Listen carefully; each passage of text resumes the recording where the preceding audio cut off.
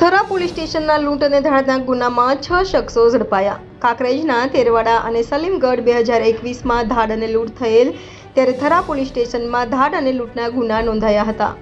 ત્યારે પોલીસે આ કેસમાં બનાસકાંઠા અને પાટણ જિલ્લાના 6 શખ્સોને રોકડ સાથે ઝડપી પાડ્યા હતા, જ્યારે કચ્છ જિલ્લાનો આરોપી ફરાર હોવાથી પકડવા કવાયત હાથ ધરી છે।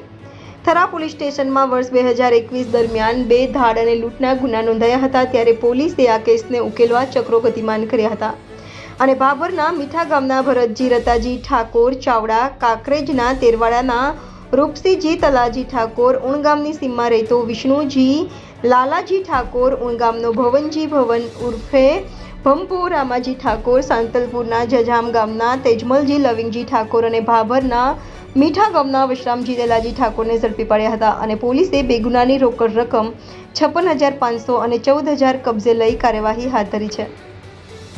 ઝડપાયેલા શખ્સો સામે મહેસાણા જિલ્લાના સતલાસના ભાભર, રાધનપુર, થરા પોલીસ સ્ટેશનમાં અલગ અલગ ગુના નોંધાયા હોવાનું બહાર આવ્યું છે, જ્યારે કચ્છ જિલ્લાના અંજારનો વમલનાથ બટુકનાથ નાથબાવા ફરાર હોવાથી પોલીસે પકડવા ચક્રો ગતિમાન કર્યા છે।